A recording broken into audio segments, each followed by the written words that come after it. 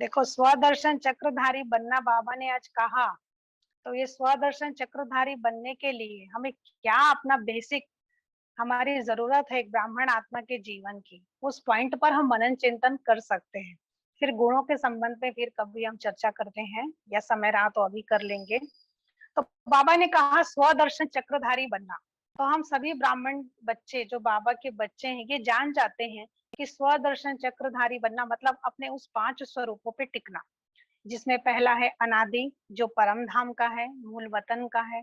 दूसरा है आदि जो सतयुग का है, देवी देवताओं की दुनिया का है। तीसरा है पूज्य स्वरूप जो मध्य काल का है, जब द्वापर में भक्ति का पाठ शुरू होता है। फिर उसके बाद चौथा है ब्राह्मण स्वरूप जो इस समय वर्तमान में संगम का है। फिर इस संगम के अंत में और सतयुग के आदि से पहले वह फरिश्ता स्वरूप है, जिसके द्वारा हम बाप समान अवस्था को महसूस कर पाते हैं और इस पूरे विश्व कल्याण की सेवा में अपना परमात्मा को सहयोग दे पाते हैं, हर आत्मा को सहयोग दे पाते हैं। हम सभी इन 5 शब्दों से वाकिफ हैं। अनादि स्वरूप, आदि स्वरूप, पूज्य स्वरूप, ब्राह्मण स्वरूप, फरिश्ता स्वरूप। पर इन शब्दों के आधार पर जब हम योग पर बैठते हैं तो हमें ये चेकिंग करनी है कि क्या हम एक्यूरेट हर एक पॉइंट को महसूस कर पाते हैं। जैसे कि हमने कहा कि मैं अनादि स्वरूप आत्मा हूँ, तो मैं तो पॉइंट ऑफ लाइट बन गई, क्योंकि मैं परम धाम की स्टेज में हूँ। तो क्या मेरे अंदर वो शांति की शक्ति जागृत होती है जो परम धाम की सबसे बड़ी ताकत है। परमात्मा शिव निराकार, परमात्मा की सबसे विशेष क्वालिटी जो हम बच्चों को बच्चा बनाती है और बाप को बाप, वो ये है कि उस शिव पिता के पास साइलेंस की पावर सबसे ज्यादा है, जो उनसे भगवान बनाती है, जो उसे सर्वशक्तिवान बनाती है, जो उसे सागर स्वरूप बनाती है। परमात्मा के पास वो साइलेंस की पावर है। तो वो परम धाम के साइलेंस की पावर क्या मैं आत्मा अनुभव कर पाती, या मैं सिर्फ शब्दों तक ही टिकी हुई हूँ कि हाँ मैं अनादि स्वरूप आत्मा हूँ, परम धाम में महसूस कर रही हूँ।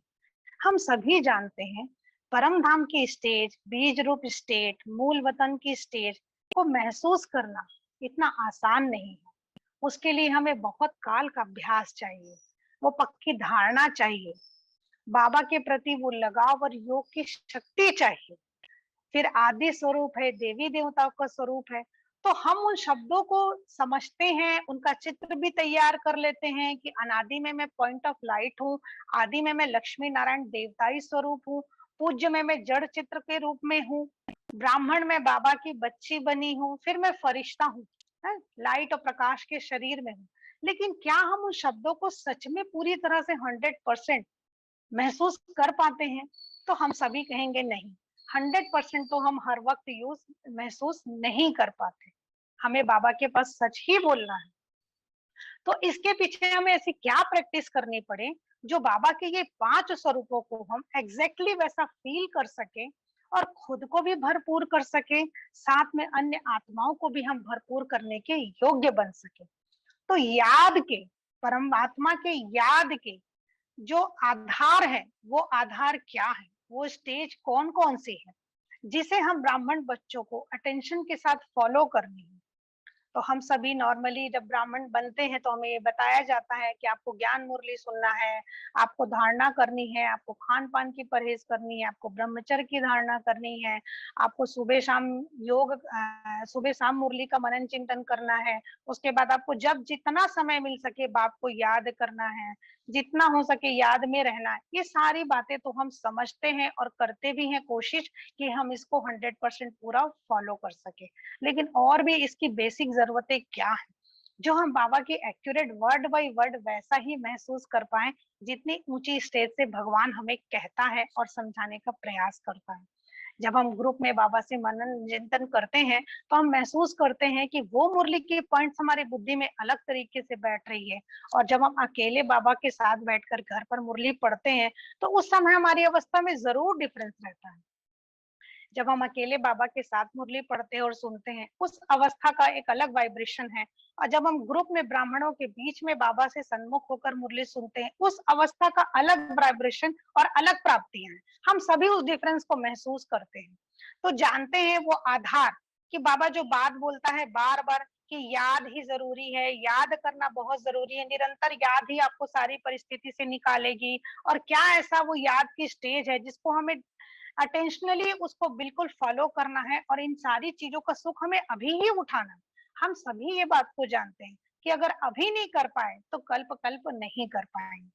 तो इसमें सबसे पहला पॉइंट आता है, इस पूरे के टॉपिक का जो मेन पॉइंट है वो है परमात्मा को याद करने के 7 स्टेज, 7 स्टेप, स्टेज नहीं 7 स्टेप। वो 7 स्टेप क्या है? तो सबसे पहला स्टेप है ज्ञान मुरली मनन चिंतन करना। हमको सुबह सुबह बाबा से वो मुरली के खजाने मिल जाते हैं, और अखुट खजाने मिल जाते हैं। और ये खजाने 2-4 साल के नहीं, अविनाशी हैं, इनका विनाश नहीं हो सकता। कल्प कल्प हमें ये खजाना हर बार ऐसे ही मिलता रहेगा। तो सबसे पहला जो स्टेप है वो है बाबा से जो हम ज्ञान मुरली सुन रहे हैं उस पर मनन चिंतन करना, कि वाकई में बाबा ने हमें हर एक शब्द से क्या समझाने की कोशिश की है। वो अपनी कौन से वाइब्रेशन, कौन सी शक्तियों को ट्रांसफर कर रहा है हर एक शब्दों के द्वारा। वो अपनी कौन सी एनर्जी को ट्रांसफर करना चाहता है हम बच्चों के पास अपने हर एक खजानों के द्वारा। क्योंकि बाबा का बोला हुआ हर एक शब्द अनमोल रतन है, एक अविनाशी खजाना है। तो इस पर मनन चिंतन करने से हमारी बुद्धि में जो 63 जन्म के मैल विषय विकार जो गंध भरी पड़ी हुई है, इस मनन चिंतन के प्रोसेस से वो विकार, वो मैल, वो कर्मों का बोझ समाप्त होने लगता है, बुद्धि क्लियर होने लगती है। बिल्कुल वैसे ही क्लियर होती है जब हम आईने के सामने खड़े होते हैं, और अगर आईने में ही मैल लगा हुआ है तो हमें अपना चेहरा साफ नहीं दिखेगा। बरोबर, जब हम शीशे के सामने खड़े हैं और शीशे में हम देख रहे हैं तो हमें अपना चेहरा शीशे के मुताबिक दिखाई देगा। क्योंकि शीशे में अगर मैल चढ़ी हुई है तो हमें अपना चित्र साफ नहीं दिखाई देगा, और हम क्या सोचेंगे कि अरे हमारा चेहरा अच्छा नहीं दिख रहा, जबकि वास्तविकता क्या है, शीशे पे मैल चढ़ी हुई है। तो उस मैल को जब हम हटाते हैं तब एग्जैक्टली हमारा चित्र साफ दिखाई देता है। लेकिन हमें ये बाद में समझ आता है कि हमारा चेहरा खराब नहीं था, शीशा खराब। तो भगवान से जो हमें ज्ञान मिल रहा है वो एग्जैक्टली हमें तब समझ आएगा जब हम आत्मिक स्थिति में टिक कर इस ज्ञान को एनालाइज करके इसे महसूस करने की कोशिश करेंगे कि बाबा हमसे कौन सी स्टेज पे बात कर रहा है, हमें क्या समझाना चाहता है। तो हमारी बुद्धि में जो परत चढ़ी हुई है मैल की, 63 जन्मों की, कर्मों की, विकर्मों की, सबकी जो मैल चढ़ी हुई है विषय विकारों की, इस ज्ञान मनन चिंतन के आधार पर हमारी बुद्धि से वो, क्योंकि संकल्प उठते हैं मन में, और वो बिल्कुल जब बोर्ड होता है, आप सभी स्कूल तो गए होंगे, तो बोर्ड को साफ करने के लिए एक डस्टर होता है। तो जो भी टीचर्स डस्टर पे, बोर्ड पे कुछ भी लिखते हैं तो उसमें दोबारा लिखने के पहले वो टीचर डस्टर से वो पूरा ब्लैक बोर्ड साफ करते हैं, ताकि उस पे नई बातें, नया ज्ञान, नया चैप्टर लिखा जा सके। एग्जैक्टली सेम अभी हमें बाबा के पास हमारे पुराने जितने भी पढ़े लिखे किताबों के ज्ञान है, हमारे भक्ति काल के ज्ञान है, हमारे जितने भी परफेक्शन के ज्ञान है, उनको सबको बंद कर एक डस्टर से सारी बुद्धि से बातें मिटाकर बाबा के इस ज्ञान को पॉइंट वाइज सिस्टमेटिकली एक एक पॉइंट को हमें समझने का प्रयास करना है। उसमें वो काम करता है मन, जो डस्टर का काम करता है, क्योंकि संकल्प उठते हैं मन में, विचार चलता है मन में। आत्मा अभी अंतिम जन्म में है ना, बुद्धि नीट एंड क्लियर तो नहीं हुई। तो उस मन रूपी डस्टर के द्वारा और परमात्मा के ज्ञान के द्वारा हम पुराने एक एक गंध को मिटाते जाते हैं, मिटाते जाते हैं। तो हमारा बुद्धि रूपी जो ब्लैक बोर्ड है वो क्लीन हो जाता है। तो ये ज्ञान का मनन चिंतन हमें अपनी बुद्धि को दिव्य बनाने में बहुत मददगार बनता है। और इसकी मदद से जब हम परमात्मा को याद करते हैं तो कनेक्शन क्लियर हो जाता है। क्योंकि अब हमारे पास बाबा के ज्ञान के बहुत सारे ऐसे खजाने हैं जिसके आधार पे हम बाबा को याद कर सकते हैं। जैसे बाबा के यहाँ पर बहुत सारे पुराने बच्चे भी हैं, कुछ ऐसे बच्चे भी हैं जिन्हें 4-5 साल हुआ होगा, 2-3 साल हुआ होगा, कुछ के पास बहुत सारे टॉपिक क्लियर भी हैं, कुछ के पास ये सारे पॉइंट्स क्लियर भी हैं, और कुछ के पास नहीं भी हैं। तो जिनके पास नहीं है वो इसे समझे कि हम कैसे अपने पुरानी बुद्धि को क्लियर करने के लिए ज्ञान के मनन चिंतन के द्वारा अपनी बुद्धि को हम शक्तिशाली एनर्जेटिक बना सकते हैं और उसको हम क्लियर कर सकते हैं। जब हमारी बुद्धि काम करना स्टार्ट करेगी तब हमको पता चलेगा कि हाँ, अब हमारी बुद्धि क्लियर हो रही है। तो सबसे पहला स्टेप है कि बाबा से जो भी हमें मुरलियां मिलती हैं डेली की, ऐसा तो नहीं कहा बाबा ने कि इतनी मुरलियां मैं लिख चुका हूँ, अब इसके बाद मुझे तुम्हें मुरली भेजने की जरूरत नहीं, ऑलरेडी मैंने सारे चैप्टर्स पढ़ा दिए हैं। लेकिन बाबा बार बार रिवाइज करा रहा है। क्यों करा रहा है? पहला कारण ये है कि बाबा के नए नए बच्चे तो जुड़ ही रहे हैं। दूसरा कारण ये भी है कि पुराने बच्चे अलबेले भी हो रहे हैं। तो बाबा फिर से हमें रिवाइज करा रहा है। आज की ही मुरली में बाबा ने पता नहीं कितने बार ये बोला, बाप कहते हैं। क्यों बोलता है? हमें तो पता है ना कि मुरली बाप ही बोल रहा है, बाप के अलावा और कोई नहीं बोल रहा है। फिर भी बाबा कहते हैं बाप कहते हैं, बाबा कहते हैं, भगवान उवाच। क्यों बोल रहा है? क्योंकि हम बच्चे घड़ी घड़ी भूल जाते हैं कि हमसे बोल कौन रहा है। कभी कभी हम मुरली सुनाने की निमित्त बैठी आत्माओं को सुनने लग जाते हैं, हम उनके वाइब्रेशन में चले जाते हैं, जबकि ये एक एक बोल परमात्मा के हैं, ये एक एक खजाने भगवान के हैं और ये हमारे लिए। तो बाप कह रहे हैं, बाप कहते हैं बोलने के पीछे कारण यही है कि हम बच्चे घड़ी घड़ी बाप को भूल जाते हैं। तो बाप की याद के लिए खुद को प्रिपेयर करने का जो सबसे पहला स्टेप है वो है ज्ञान का मनन चिंतन। इससे मन भी साफ होगा और बुद्धि भी क्लियर होती जाएगी। दूसरा स्टेप है प्रभु प्रेम, परमात्मा के प्रति वो लगाव। जब तक आप किसी व्यक्ति के साथ कनेक्ट होकर के उससे अपना संबंध नहीं जोड़ेंगे और उसके प्रति अपना एक अच्छा प्रेम का निश्चय भरा निश्चय रिश्ता नहीं बनाएंगे, आप उससे अपने संबंध को आगे निभाने के बारे में नहीं सोच सकते।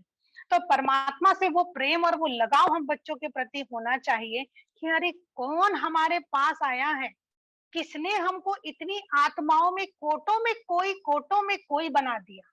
करोड़ों आत्माएं हैं बाबा के सामने, अरबों की संख्या में आत्माएं हैं, लेकिन विशेष बाबा ने हमको ही चुन के क्यों निकाला है?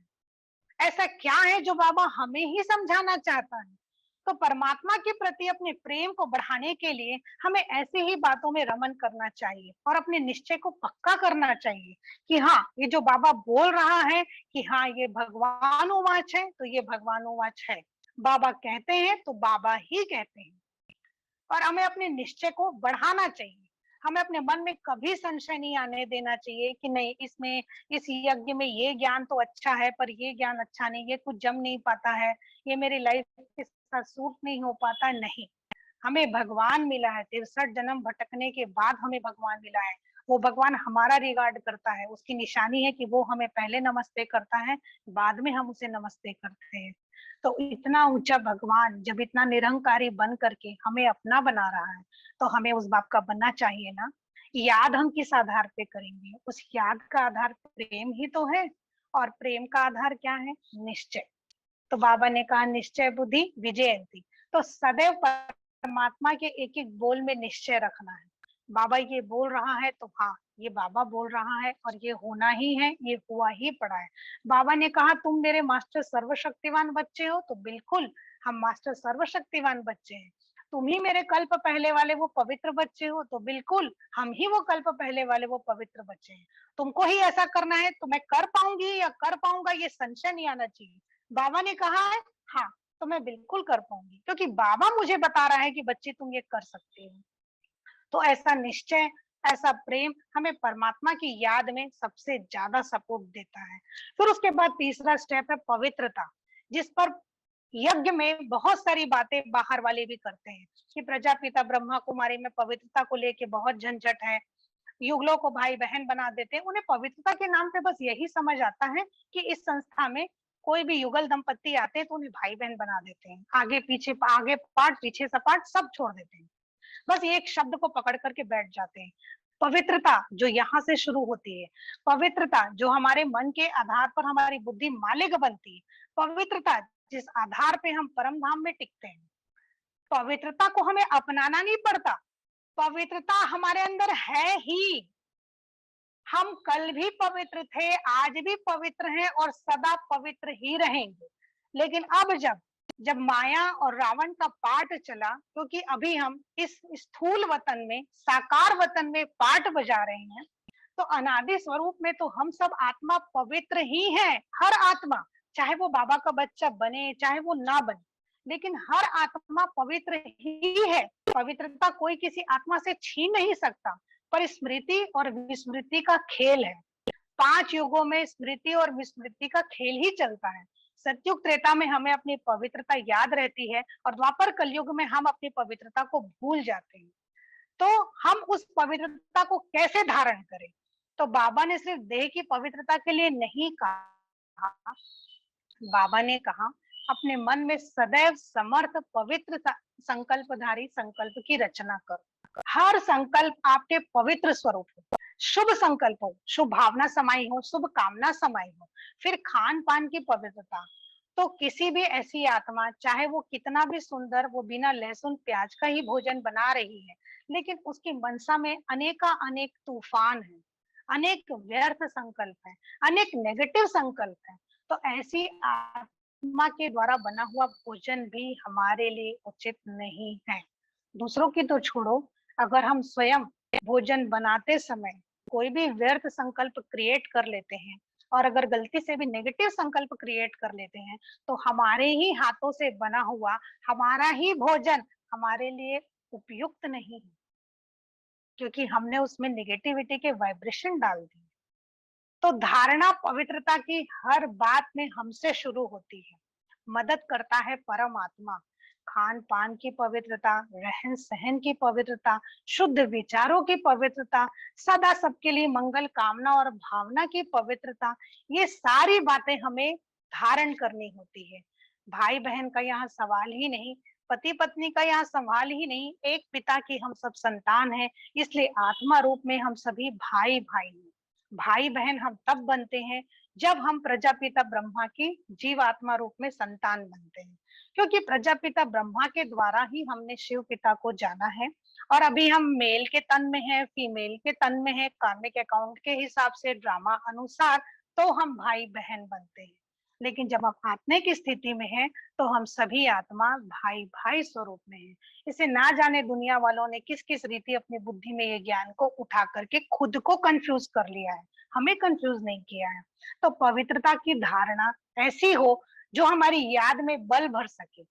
बाबा के अनुसार तो अगर हम एक गिलास जल भी पीते हैं, तो वो याद और शक्तिशाली से भरा हुआ, क्योंकि हम सभी को पता है कि हमारे पूरे शरीर की रचना में 70% जल का ही योगदान है।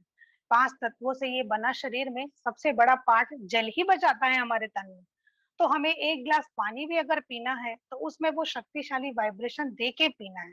ये सारी चीजें बहुत छोटी छोटी हैं, पर कमाल का बड़ा बड़ा परिवर्तन करती हैं जीवन में, और परमात्मा याद में बहुत बड़ी मदद करती है। तो पवित्रता हमें हर बात में धारण करनी है।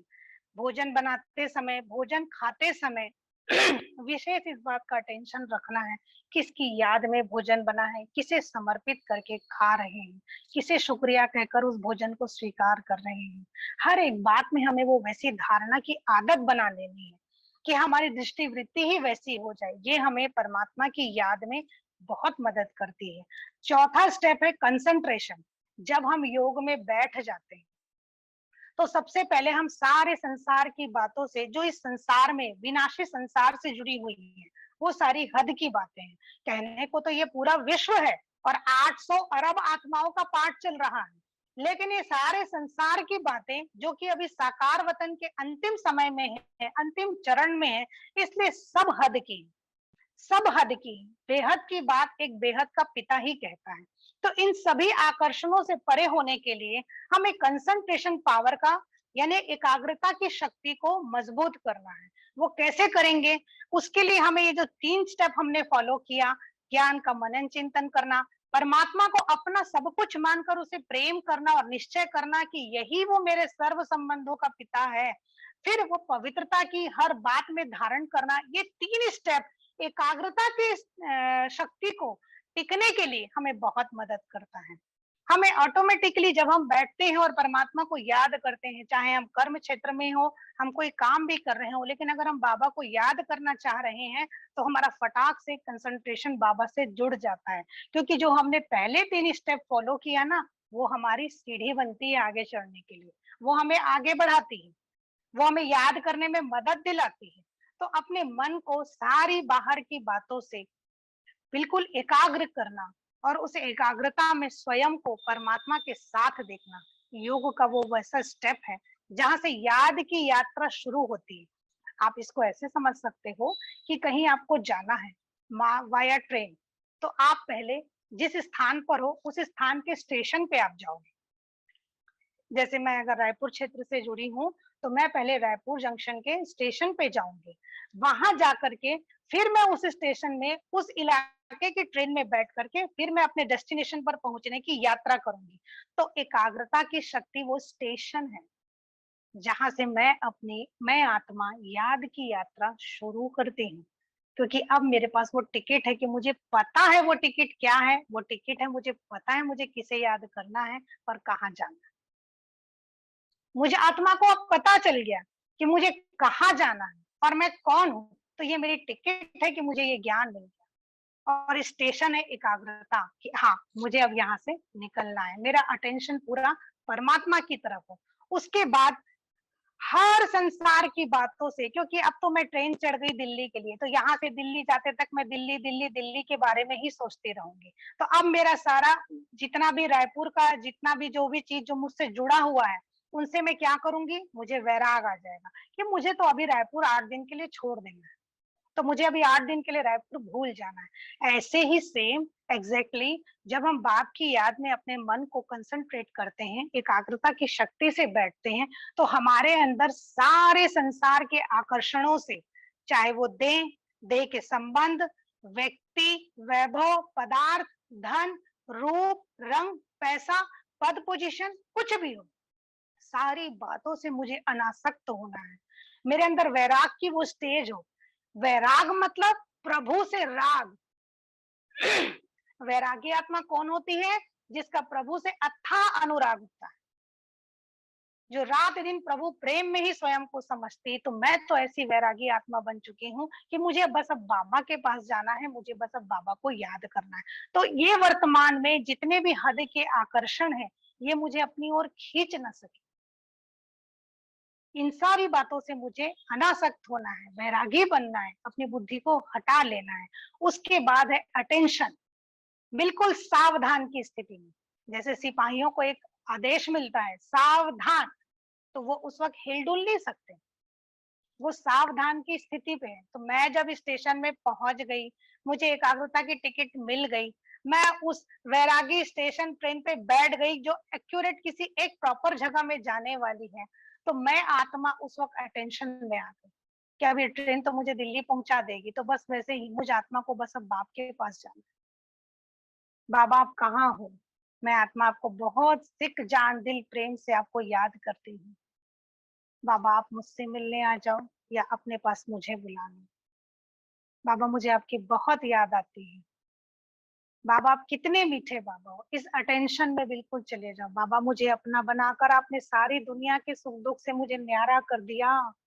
सब विनाशी था बाबा, अब मैंने जान लिया कि अविनाशी सुख अविनाशी प्राप्ति तो एक आपके पास ही मिल सकती है। ज्ञान के सागर बाबा ने मुझे ज्ञान देकर निकाल लिया। प्रेम के सागर बाबा ने मुझे इन कामनाओं और इच्छाओं और वासनाओं की दुनिया से मुझे निकाल लिया। शक्ति के सागर शिव बाबा ने मुझे उस क्रोध अग्नि से बदलकर अपने सर्व शक्तियों की प्रॉपर्टी से मुझे आत्मा को भरपूर कर दिया।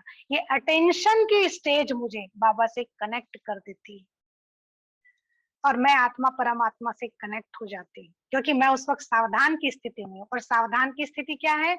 मैं परम पिता परमात्मा निराकार शिव भगवान की बच्ची आत्मा हूँ।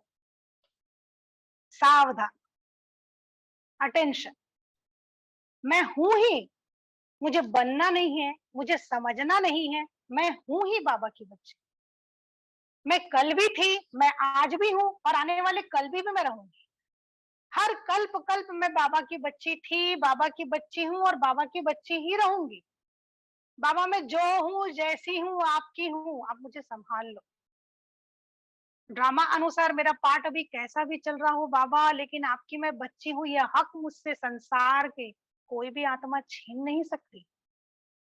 इस सावधान की स्थिति में टिकना मतलब अपने पिता और अपने बीच के उस स्टेज में पहुंच जाना जहां आप दोनों एक साथ हो। सावधान हो गया, फिर बाबा आपके पास कैसे कनेक्ट हो जाएगा, आप खुद उस चीज को महसूस करने लगोगे। और ये 6 स्टेप है जो याद में जाने से पहले, योग में बैठने से पहले, उसमें 7वां स्टेप है प्रैक्टिस। भूल कर भी ये ना सोचे कि इसे आज हमने सुना, आज बाबा ने सुनाया, आज ही किया, कल खत्म, हजम हो गया। इसे बार बार बार बार हमें करते ही रहना है जब तक कि हमें ये पक्का ना हो जाए। हर एक स्टेप हमें याद की यात्रा में बहुत तीखा ले जाएगा। पहला, ज्ञान का मनन चिंतन। दूसरा, परमात्मा के प्रति अखुट प्रेम, निश्चय की निशानी। तीसरा, पवित्रता, हर प्रकार की, देह की, मन की, बुद्धि की, संस्कारों की, हर प्रकार की पवित्रता की धारणा। चौथा, एकाग्रता की शक्ति। पांचवा, वैराग्य की स्थिति, हद की बातों से बिल्कुल किनारा। छठवा, अटेंशन, मैं बाबा की बच्ची हूँ, बाबा मेरे सामने है। ये उतना ही इजी है जितना इजी एक शीशे के सामने खड़े होकर के अपने चित्र को देखना। हम अपने आप से दूर क्यों हो? अगर हम स्वयं को महसूस नहीं कर पा रहे हैं कि हम कौन है, तो सोचिए हम अपने आप से कितने दूर हैं। और पता है, हमें स्वयं को देखने के लिए जिस शीशे की जरूरत है, वो शीशा कौन है? वो शीशा है स्वयं परमात्मा। बाबा की आंखों से हम अपने आप को देखते हैं, बाबा की आंखों से, क्योंकि बाबा ने कहा तुम मेरे वही मीठे बच्चे हो, मेरे लाडले बच्चे हो। तो बाबा के नैनों से हम आत्मा स्वयं को देखती हैं। तुम ही सतयुग के मालिक बनोगे, तुम ही वो डबल मालिक बनोगे, वैकुंठ में के मालिक भी तुम ही बनोगे, तीनों लोकों के मालिक भी तुम ही बनोगे, विश्व के मालिक भी तुम ही बनोगे। तो बाबा का नैना ही वो शीशा है जहां तक आपको पहुंचना है, और बाबा की आंखों से स्वयं को देखना है। फिर आपको कभी ये रियलाइज नहीं होगा कि आप साधारण हो, कि आप विशेष नहीं हो, कि आप ज्ञान में बहुत तीखे नहीं जा सकते। आपको कभी ऐसा संकल्प भी नहीं आएगा। आप स्वयं को बहुत ऊंचा देख पाओगे। दूसरा दर्पण है वो ज्ञान दर्पण जो बाबा ने हमें दिया है। फिर तीसरा दर्पण है दिल दर्पण। परमात्मा से जो प्रेम है, हमें कनेक्ट होता है तो हमें पता है बाबा इतना प्यार करता है, तो बाबा प्यार कर रहा है तो संसार का प्यार तो मिलना ही है। कहाँ जाएगा? जहां बाप है, बाप के पीछे सारा संसार है। ये सारे स्टेप बाय स्टेप हम बार बार बार बार, 7वीं चीज प्रैक्टिस, इसे बिल्कुल अटेंशन के साथ फॉलो कीजिए। बार बार निरंतर इस चीज का अभ्यास करते रहिए जब तक आप उसकी पूरी तरह से अनुभूतियों में खो नहीं जाते। हमारा हक है, वर्षा इसी को कहा जाता है। सतयुग में जो वर्षा मिलेगा उस वर्षे को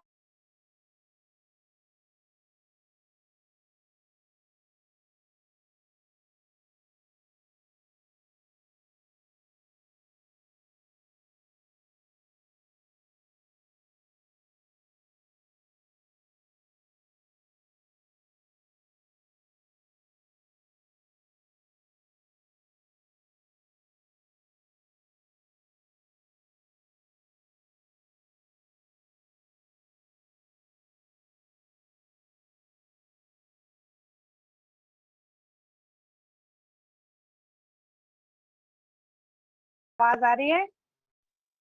हाँ जी दीदी जी, आ रही है।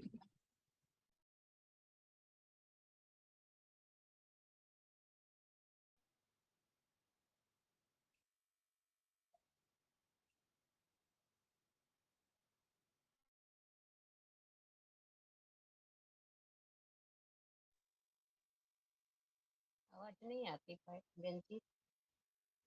बात नहीं पता। देखो माया कैसे अपना खेल मचाती है, पर बाबा, बाबा से ज्यादा तो तीखी नहीं है ना। तो ये जो पूरे 7 स्टेप है, ये परमात्मा याद में हमारी इतनी मदद करते हैं अगर इन्हें स्टेप बाय स्टेप हम फॉलो करते हैं।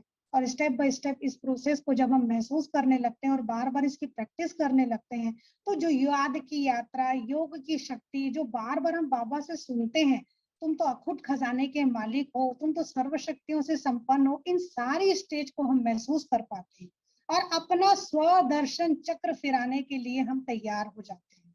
इस स्टेज पे आके हम अपने पांचों स्वरूपों का दर्शन कर सकते हैं, पांचों युगों में हम भ्रमण कर सकते हैं और पांचों युगों का वो सुख उठा सकते हैं, क्योंकि हम पांचों युगों में सबसे आगे, सबसे करीब में बाबा के हम ही बच्चे हैं।